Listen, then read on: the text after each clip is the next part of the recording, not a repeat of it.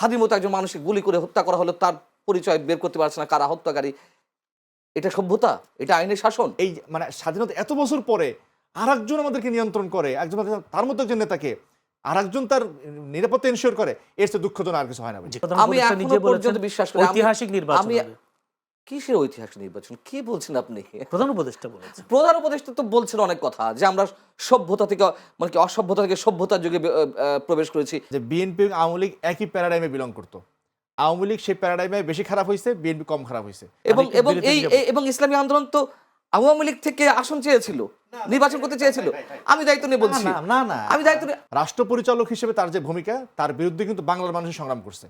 আর এখন যে বেগম জিয়ার প্রতি আমরা সম্মান জানাই, শ্রদ্ধা জানাই, তাকে আমরা চাই যে তিনি ফেরত আসুক, সেটা হলো বিরোধী দলীয় একজন রাজনৈতিক নেতা, যিনি অবিরাম রাজনৈতিক সংগ্রাম তিনি করে গেছেন, গণতন্ত্রের জন্য তিনি সংগ্রাম করছেন এবং বারবার মজলুম হয়েছেন। সে মজলুম বেগম জিয়ার প্রতি আমাদের সম্মান। তার আধিপত্য বজায় রাখুক, এটি আমি চাই না। পাকিস্তান তার আধিপত্য বজায় রাখুক, আমি সেটিও চাই না। আমরা জানবো আরো বেশ কিছু, যেহেতু নির্বাচন সামনে। জনাব শেখ ফজলুল করিম মারুফ, কেন্দ্রীয় প্রচার সম্পাদক, ইসলামী আন্দোলন বাংলাদেশ। শেখ ফজলুল করিম মারুফ, আমরা দেখেছি 5 আগস্টের পরে বেশ জামাতের উত্থান এবং সে সাথে জামায়াতের সাথে আপনাদেরও একটা আসন সমঝোতা বা এই ধরনের একটা জোট আছে। এই জোটের মাধ্যমে আমরা দেখেছি আপনাদের জনসমাগমগুলো বেশ দেখেছি বেশ জমজমাট, সরগরম, এইসব বিষয়গুলো দেখেছি।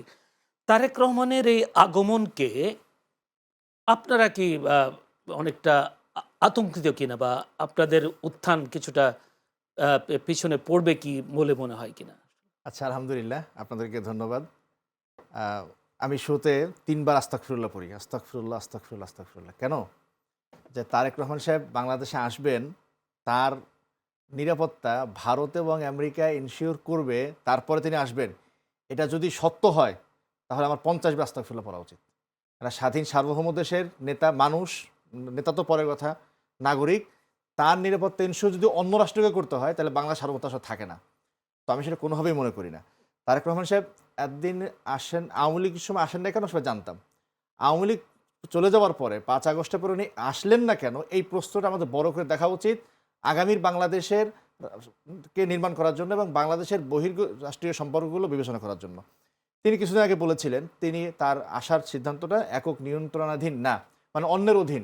অন্যটাকে মানে বাংলাদেশের একজন নাগরিকের উপরে আর কে নিয়ন্ত্রণ রাখে, তারেক রহমান সাহেবের উপরে আর কে নিয়ন্ত্রণ রাখে, সেই প্রশ্নটা কি সলভ হতে হবে না? সলভ হয়নি। তো এই যখন বাস্তবতা, তখন আসলে বিষয়গুলো আমাদেরকে, তিনি আসছেন, আমরা আনন্দিত। আপনি বলছেন না যে আমরা মানে আতঙ্কিত কিনা, অবশ্যই আতঙ্কিত না, আনন্দিত। কারণ একজন মানুষ, বাংলাদেশের নাগরিক, তিনি বাংলাদেশ থেকে নির্বাসনে ছিলেন, সেখান থেকে ফেরত আসছেন। দ্বিতীয়ত হলো বাংলাদেশে একটা রাজনৈতিক শূন্যতা চলছে, বিএনপি আদত নেতৃত্বহীন, কারণ দূর থেকে কতটুকু নিয়ন্ত্রণ করা যায়।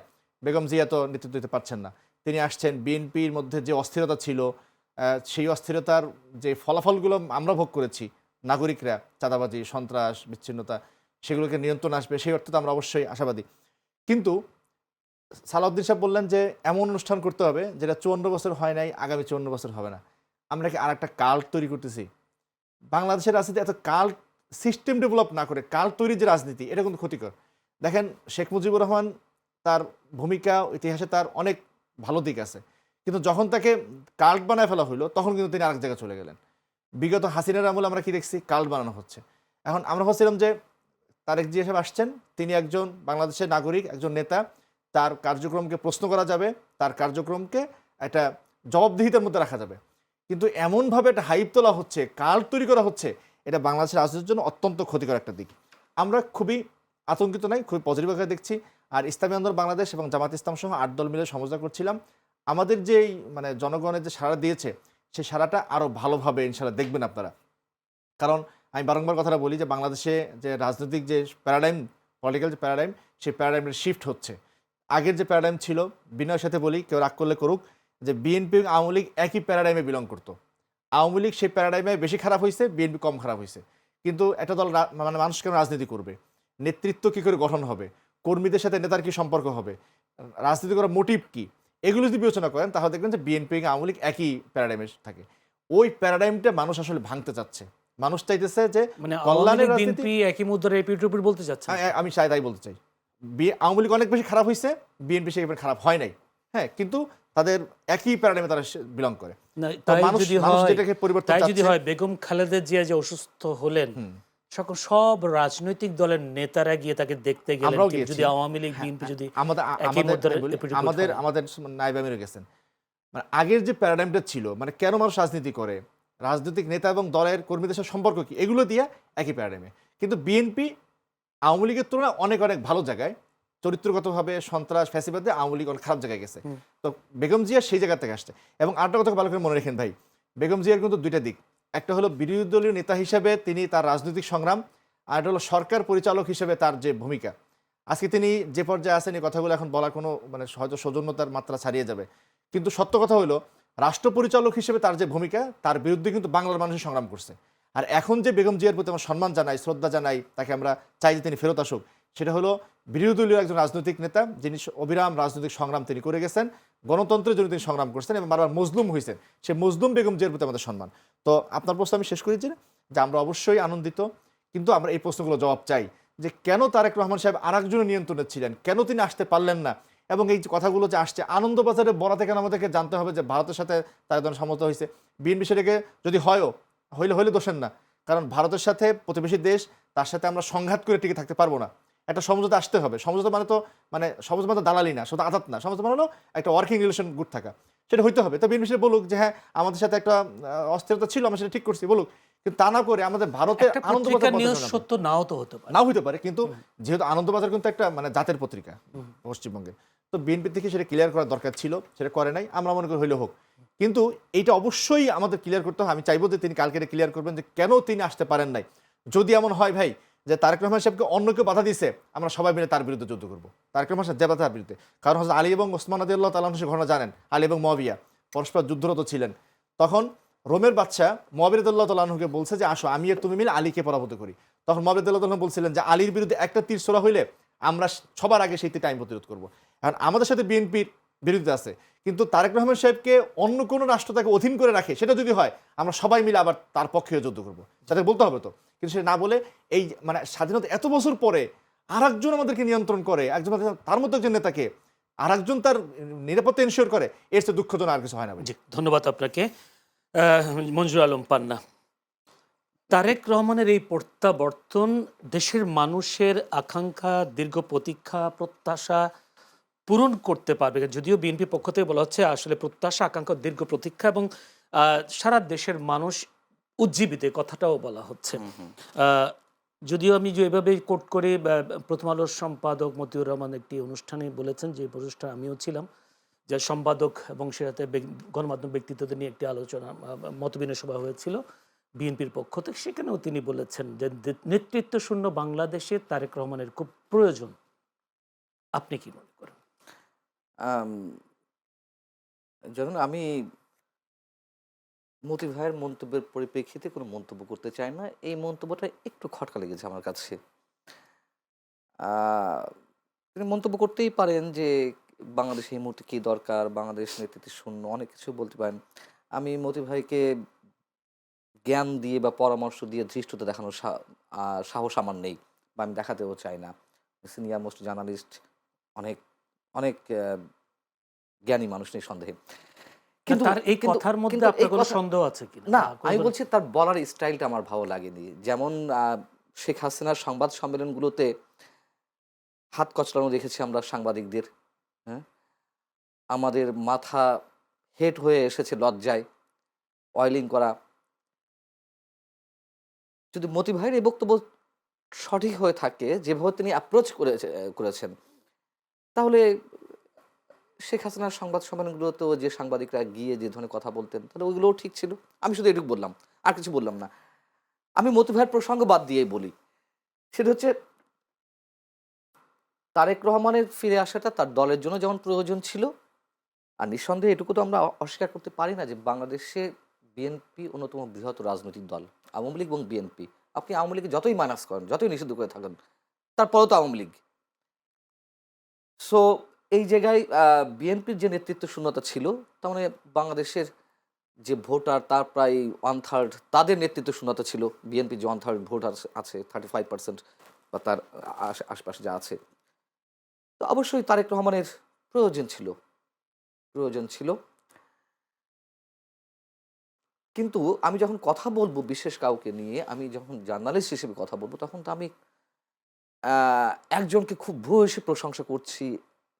তার মানে কি হলো? আমি তো আমার পরিচয়টা একটু অন্যভাবে মানুষ ট্রিট করতেই পারে। সে প্রসঙ্গ যাক।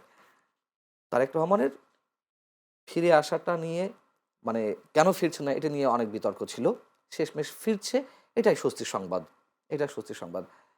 কিন্তু মারুফ ভাই যে কথাগুলো বললেন যে ভারতের সাথে যদি কোনো ধরনের সমঝোতা হয়ে থাকে, দেখুন আমি সবসময় বলি, আপনি আমাকে হতাশবাদী বলতে পারেন, নিরাশবাদী বলতে পারেন, যাই বলেন না কেন, বাংলাদেশের নির্বাচনে মানে মানুষের ভাগ্য আর মানুষের হাতে নেই। নির্বাচনের মাধ্যমে বাংলাদেশের মানুষের ভাগ্য নির্ধারিত হয় না। এগুলো স্রেফ নির্বাচন হয়তো প্রয়োজন আছে, অবশ্যই প্রয়োজন আছে, কিন্তু বিহাইন্ড দ্য স্ক্রিন এই নির্বাচনগুলো কিভাবে হয়, কারা মেকানিজম করছে, কারা নানান ধরনের প্লট নির্মাণ করছে, এগুলো আমাদের জানা আছে। এবং হয়তো এবারে নির্বাচনে কি তাই মনে করেন যেহেতু প্রধান আমি উপদেষ্টা এখনো নিজে বলেছেন পর্যন্ত বিশ্বাস করি ঐতিহাসিক নির্বাচন আমি হবে? কিসের ঐতিহাসিক নির্বাচন? কি বলছেন আপনি? প্রধান উপদেষ্টা বলেছেন। প্রধান উপদেষ্টা তো বলছেন অনেক কথা, যে আমরা সভ্যতা থেকে, মানে কি অসভ্যতা থেকে সভ্যতার যুগে প্রবেশ করেছি। অসভ্যতা মানে এটা সভ্যতা? যে উনি যে বলছেন যে আমরা একটা আলোর জগতে প্রবেশ করেছি, যেখানে সেখানে যত যত মানুষকে হত্যা করা, দীপু দাসের মতো একজন হিন্দু ধর্মাবলম্বী মানুষ, তাকে পিটিয়ে হত্যা করে ঝুলিয়ে তারপরে আবার আগুন দিয়ে পুড়িয়ে দেওয়া হয়। নুরা পাগলা রাজবাড়ির গোয়ালন্দে তার লাশ কবর থেকে তুলে নিয়ে এসে পুরানো হয়। এটা সভ্যতা? হাদির মতো একজন মানুষকে গুলি করে হত্যা করা হলো, তার পরিচয় বের করতে পারছে না কারা হত্যাকারী। এটা সভ্যতা? এটা আইনের শাসন? উনি তো কথা এক কথা বলেছে, আমরা ফ্যাসিস্ট তাড়িয়েছি, আমরা অসভ্যতা থেকে সভ্যতার যুগে প্রবেশ করেছি, ইতিহাস নির্মাণকারী নির্বাচন হবে। একটা যখনই কোনো বক্তব্য দেখবেন তার শুনবেন আমরা ইতিহাসের সন্ধিক্ষণে দাঁড়িয়ে আছি, ইতিহাস ইতিহাস ইতিহাস। কিসের ইতিহাস? উনি কি ইতিহাসে কি করেছেন, কি করেছেন পজিটিভলি আমাকে বলেন। যাই হোক, সে প্রসঙ্গ বাদ দিলাম। মানুষ সাহেব যেটা বলছেন, মানুষ সাহেবরা পাকিস্তানের বিরুদ্ধে কথা বলে না কেন? ভারতের আধিপত্যবাদ আমিও চাই না, কোন অবস্থাতেই চাই না। এককভাবে আওয়ামী লীগকে সাপোর্ট করেছিল, অবশ্যই তার বিরোধিতা করেছি, রেকর্ড আছে, অলরেডি রেকর্ডেড। কিন্তু আমি যেমন ভারত তার আধিপত্য বজায় রাখুক এটি আমি চাই না, পাকিস্তান তার আধিপত্য বজায় রাখুক আমি সেটিও চাই না, কোন অবস্থাতে চাই না। আজকে দেশের ইতিহাস নিয়ে, আজকে দেশের উন্নয়নকে যেভাবে বাধাগ্রস্ত করা হচ্ছে, অস্ত্রের ঝনঝনানি, কারা এই পেছনে খেলছে, তাদের বিরুদ্ধে কোনো কথা বলা হয় না কেন? যেভাবে আজকে ইসলামী আন্দোলন বাংলাদেশ তো কয়েকদিন আগেও জামাতের বিরোধিতা করেছে, তুমুল বিরোধিতা করেছে, আজকে কেন জামাতের সাথে জোট করছে? এইগুলো আমাদের কাছে স্বাভাবিক। আমি এটা খুব প্রশ্নবিদ্ধ করছি না, উনি বলেছেন বিধায় আমি বলছি। জি, উনি ধন্যবাদ। এবং আমি একটু এবং বিরতিতে এই যাব। এবং ইসলামী আন্দোলন তো আওয়ামী লীগ থেকে আসন চেয়েছিল, নির্বাচন করতে চেয়েছিল। আমি দায়িত্ব নিয়ে বলছি, না আমি দায়িত্ব নিয়ে। কোথাও প্রমাণ করেন ইসলামের রাজনীতি ছেড়ে দেবে? আপনার আপনার আসন চেয়েছি, আপনার চেয়ারম্যান, কোনোদিন না। আপনার চেয়ারম্যান তো বরিশাল থেকে নির্বাচন করবেন নাকি? না, আমার চেয়ারম্যান ইলেকশনই করবেন না। না না, করতে চেয়েছিলেন তো এর আগে না, ফজল কবির আমার সাহেব। ভাই, আমার দলে আমি ইলেকশনই করেন করতে না। চেয়েছিলেন কিনা এর না, আগে? চান করতে নাই। চাননি? আপনি আচ্ছা, ভাই, আমাকে ভাই, আমাকে ভাই, কয়েক মিনিট সময় দিলে ভাই, আমি সব ডকুমেন্টস বের করে দিতে ভাই, পারবো। আপনারা আচ্ছা, আপনি ভাই, বলতে পারেন। একটু আপনারা জি। সিনিয়র সাংবাদিক, তো এই জায়গাগুলো মনে হয় একটু ক্লিয়ার থাকা উচিত, প্রোপাগান্ডা না হওয়া উচিত। আমরা আসন চাইছি, এটা যদি প্রমাণ করতে পারেন ভাই, সারা জীবন ইসলামী আন্দোলন আজকের থেকেও রাজনীতি অফ করে দেবে। এবং আওয়ামী লীগের সময় শুধু আসন চাওয়া কেন, আওয়ামী লীগের সময় আমরা এক কাপ চা খাইছি কারোর থেকে, আওয়ামী লীগের থেকে সুবিধা নেওয়ার জন্য, সেটা মনে করে রাজনীতি ছেড়ে দেবো ভাই। সুবিধা শুনুন, এখন অনেকে আমরা আপনি রাজনৈতিক জামাতের বিরোধিতা করেছেন, করেছেন তো? অন্য আলাপ, অন্য না আলাপ করেছেন তো? দুটো মিলায়েন না। আমি বলছি রাজনীতির স্বার্থে, ভাই, মিলায়েন রাজনীতির না। স্বার্থে। আবার আওয়ামী লীগের পক্ষে ছিলেন তো? না, ছিলাম না, মিলেন না ভাই, এখন আপনি এটা বলতে পারেন। মিলেন না। আচ্ছা ঠিক আছে, আমি তর্কের ক্ষেত্রে আমি ওটা বাদ দিলাম। ওইটাই বাস্তবতা। আচ্ছা, ওটা বাদ দিলাম, না ভাই, কিন্তু please, জামাতের ভাই। বিরোধিতা করেছেন তো? ওটা আমার তো অস্বীকার করছেন, আচ্ছা, আমি সেটাই বলছি, আমি সেটাই বলছি যে কিন্তু দুটো এক জিনিস না, জামাতের বিরোধিতা করা এক জিনিস, আবার সে জামাতের সাথে জোট বেঁধেছেন। সেটা ব্যাখ্যা করি, আমার অস্বীকার করছি না, কিন্তু আওয়ামী লীগের থেকে পক্ষ নিয়েছি এটা কোনোদিনও না ভাই। জি, হয়তো তাই। ধন্যবাদ। আমি একটু